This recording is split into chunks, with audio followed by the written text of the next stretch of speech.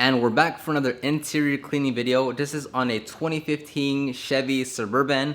We did a deep interior cleaning on it where we cleaned the leather seats, floor mats, door panels, center console, dashboard, headliner, the whole works. It took us right under 3 hours, so it took us 2 hours and 50 minutes. This was with my helper Anthony. Had I done it alone, it would have taken me close to 5 to 6 hours because as you work as one person, right, your energy like decreases significantly after like 4-ish hours. So this one alone would have taken me 5 to 6 hours. When you have a helper, you can keep your energy level sustained at a much higher level. So again, it took us right under 3 hours. I charged 240 buckaroos. I don't remember if the customer tipped or not.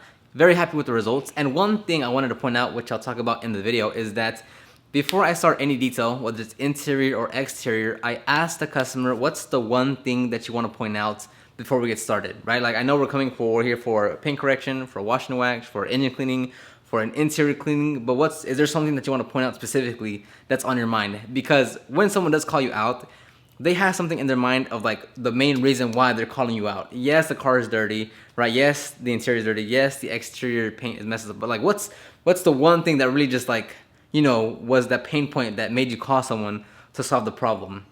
So with this specific customer, it was the interior was moderately dirty, not severe by any means, but it was, you know, it just had its use.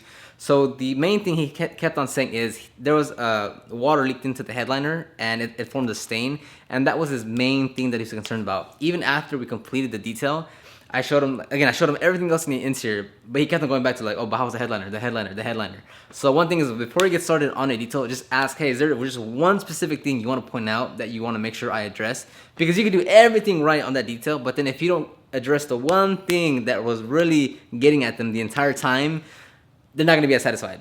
Still, you know, and that's something you can fix, but if you just want to point it out before the detail gets started, sorry for that, just a quick tip I wanted to give you guys. And look, for those that want to start a business that like are waiting to purchase stuff, this entire detail was done with like 5 tools. Like it's not that much thing that you need in order to get started. So if you want to know all the tools and products that I started, check the description box down below for all the Amazon links. I'm an affiliate, but it's every tool that I use, and it's not that many.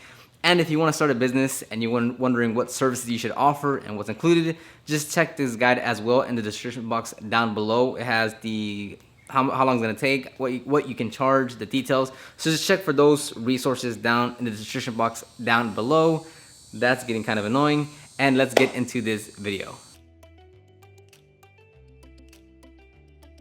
Okay. Anyways, a big concern that the customer has is this right here.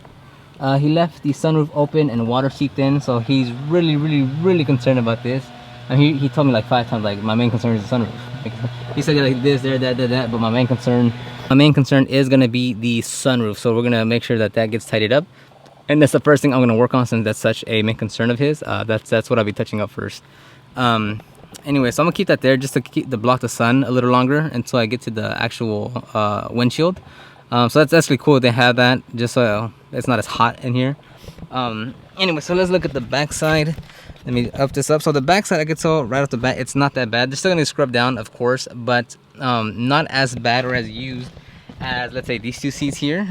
They look good. I mean, I don't know if you can tell from the camera, but there is like a light layer of like blackish darkness to it, and that's just the filth that's on it, the gunk that's on it. Here you can see in the seams, that's all gonna get pulled back, vacuumed out. So I don't know how well you can tell, but this one, I don't know if you guys can tell from the camera, but I mean, okay, especially with the sun changing like that, you're not gonna be able to tell. Never mind, it's very difficult to tell when the sun changes on you. But yeah, there's a slight layer of dirt to it. Same thing with these seats. These are Weathertech floor mats, and I mean, these make your life so much easier as a detailer because you're not concerned about cleaning the carpeting, stains, debris being in the fibers. All you're doing is pulling these out, scrubbing them down, rinsing them down, and then you're done there. So that makes life so much easier. And he has these across the entire vehicle. Sorry, you can't see. He has this across the entire vehicle, even the front seats. So that makes life so much easier. Got a little bit of stains here and there, as you'd expect. A little bit of what is this? I don't know. We'll see what that is. Got a bit of crumbs in there. That's typical. Whoops. That's super dry in there, so we'll take care of that. And like you can tell here, definitely like there's like there's sheen to it. It's kind of shiny, a little darker than it should be. So this is all dried up stuff on here. See if I can move this back. Here is the cup holders inside the whatever compartment, and he actually removed everything out of here, so we're gonna clean all this up for him. That makes our life a lot easier. Same thing, like look how easy this is. Like this is dirty, not dirty at all. You just gotta vacuum it. Oh, there's actually a little stain right there. I can't tell, but it's right there. That's no biggie though. But again, the big thing was, hey, I want to make sure that is removed. So we'll be focusing on this, or I'll be focusing on that here on this detail. And starting off with this detail, we went straight for the rubber floor mats. As mentioned, they're very easy to clean, and it doesn't take that much time. As soon as we clean them, we set them to dry, and they're just there in the background drying off until we're ready to put them back into the vehicle. Here I'm going to be using Super Clean 10-1 with the upholstery brush. These videos aren't shot in order. I've said plenty of times now that I use a tire brush here to clean the rubber floor mats. So typically I'll use the tire brush with the rubber floor mats, hose it down, and just, as you saw, set them to dry, and then continue with the rest of the car.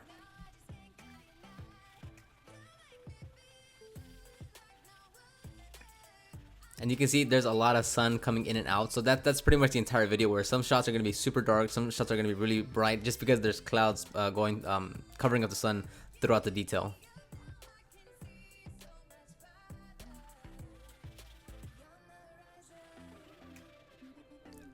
Now here, since it is very hot, you can't do the entire floor mat of that size in one go, because by the time you get to one side, the other side is going to dry on you. So you want to work in sections, but if you have two people with you, you can knock them out at the same time, because you're just working much more efficiently.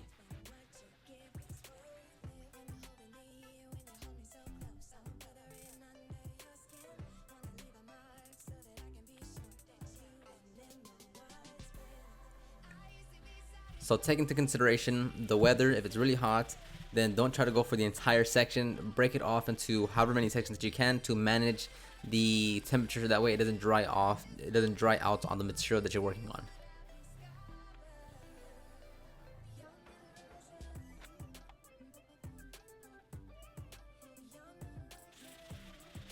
And what would have been better is if we both had pump sprayers for this area, because instead of pressing the trigger over and over again, if we had pump sprayers, we just pump it, spray it, and we'd get more efficiency out of the cleaning.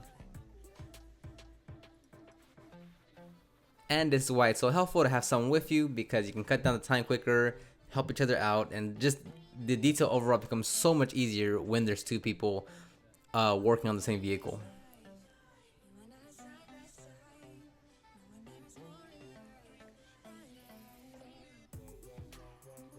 And you've seen this dozens of times by now if you follow my channel. We're using two brushes here. The medium-sized brush, they're detail buddy brushes. The medium-sized brush is the cleaner brush that actually gets the Super Clean sprayed onto the brush and agitates the dirt or filth that's on the surface. And then we're gonna use the towel to mop up whatever we can, and then follow it up with the big brush to get any leftover residue.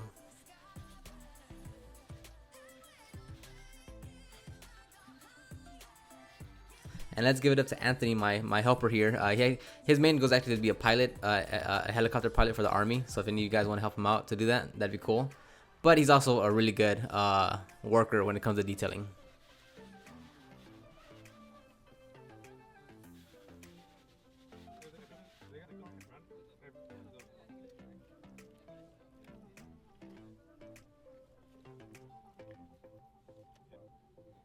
Now, oftentimes we will remove the stuff out of the compartment there. What we don't move the items out of is the center console where you rest your arm at. just because a lot of times customers put like very personal belongings or just a bunch of gunk in there. That's just, it's a lot to go through. So you want to ask your customer either, hey, can you remove, if there's a lot of stuff there, can you remove any personal items out of the center console so we don't touch anything, break anything, misplace anything? Or do you mind us not worrying about that? And oftentimes they'll be like, yeah, don't worry about it, there's a bunch of crap in there. Or they'll be like, yeah, let me just clean all that out for you. And if they do that, try to get them to do it before the detail starts. That way they don't slow you down when you get there.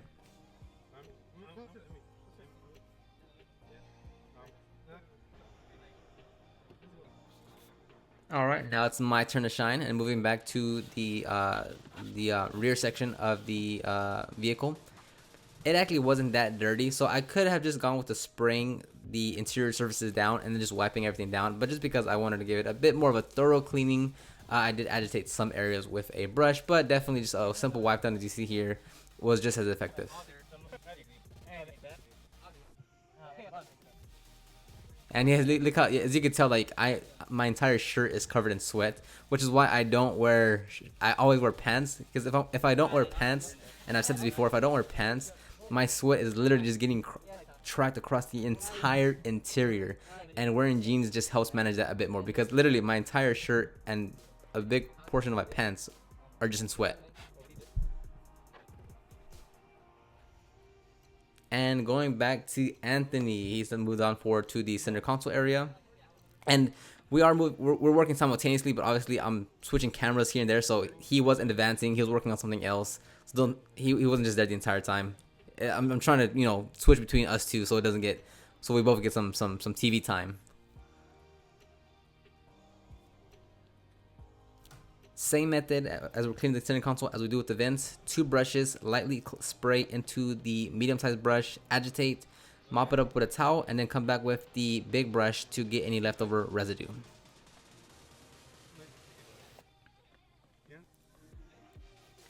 And specifically with the center console, because there's so many intricate areas, you have to look at everything from 2 different angles, from the passenger side and from the driver side, because what you see from the passenger side, you may be missing areas from the driver side, and it's very obvious, and it's not obvious until you go to the other side. So always make sure that you're looking at everything, not just the center console, but just about anything that you're cleaning, interior, exterior wise. You have to look at it from multiple angles, because from your perspective it looks clean, from a different perspective there's still that gunk that's been there since however long.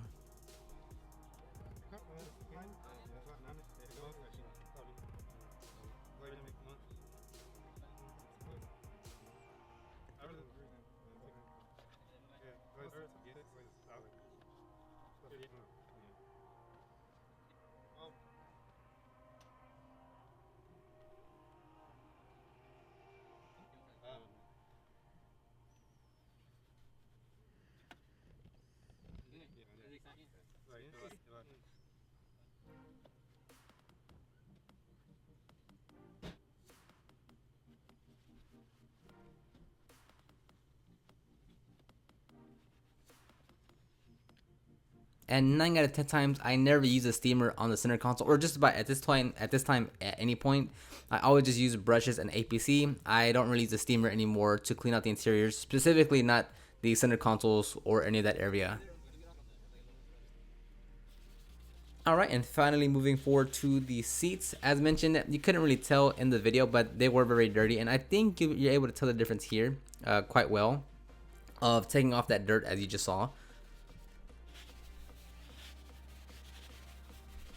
And an important part to keep in mind is that you don't want to spray too much cleaner on the seats, where it's going to leave essentially like stains on the seat. So you only spray as much as you need, and don't let it drip down so much across the entire vehicle where it's going to leave those stains. It's just a pain to take off sometimes. So be very mindful of like how much you're spraying and how the chemical is flowing down the seats, or how long it's staying on the seats.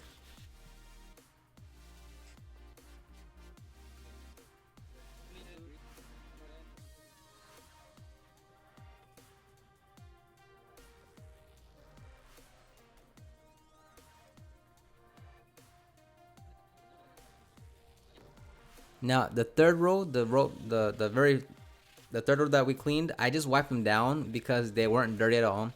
The second row seats were a little bit dirty. They required a little bit of agitation, as you see there. And then the front row seats, The passenger and the driver, those were the dirtiest, so those is where I spent the most. So you always want to tailor the aggressiveness or the amounts of cleaning that you're doing on the seats based on the actual condition. Don't just do, you know, a cookie cutter on every single seat just because you're there to clean it thoroughly. Not every single panel or surface you clean is going to require the same amount of thoroughness on the cleaning.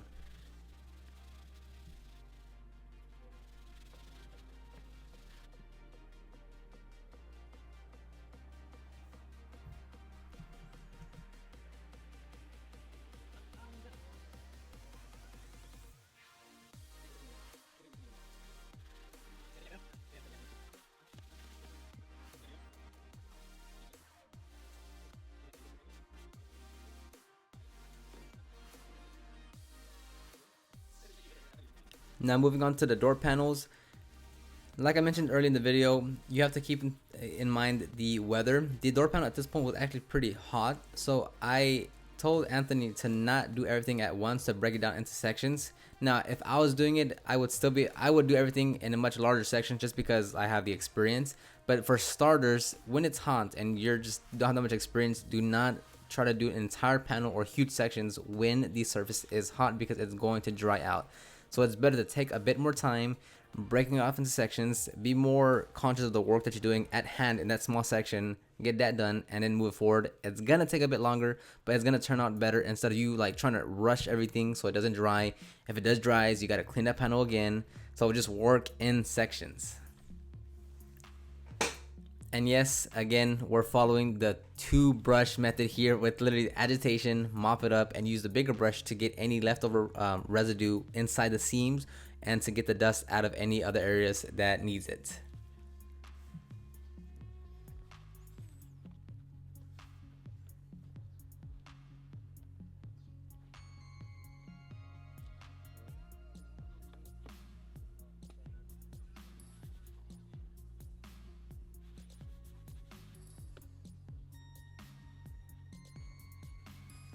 And yes, we're switching out the towels quite frequently. We keep on using a yellow towel because we're using the Kirkland signature towels that we get from Amazon. I used to have a lot more colorful towels like green, orange, and yellow, but now that I've thrown most of those away, so now I probably just keep on using the same type of towels, yellow, which is why it looks like I keep on using the same towel. But we have plenty of yellow towels. And on any given an interior, I might go between, like, let's say 5 to 25 towels depending on how dirty the condition is and like the type of service that we're doing. It just really depends.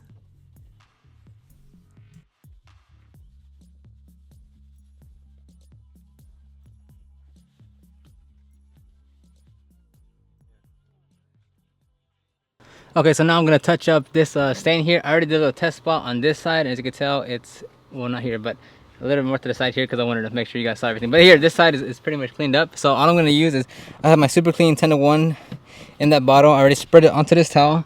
So all I'm going to do now is work this section right here and just literally lightly agitate it.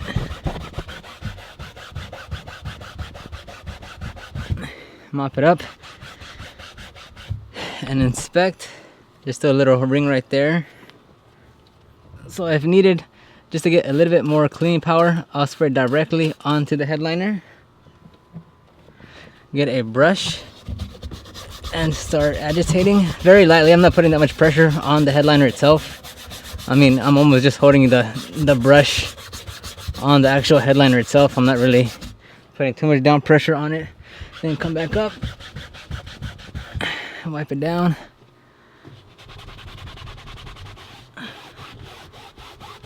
And there we go. Now obviously you see this wet part right here, but that'll dry out. That's why you want to mop up as much as you can beforehand. And sorry for holding the camera all weird, but I'm kind of in an awkward position right now.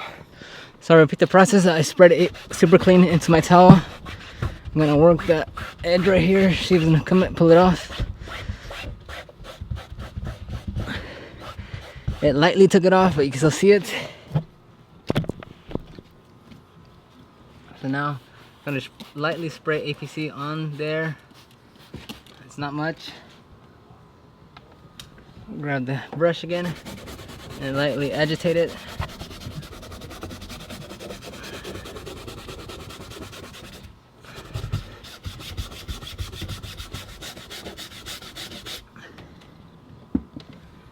grab the towel and mop it up.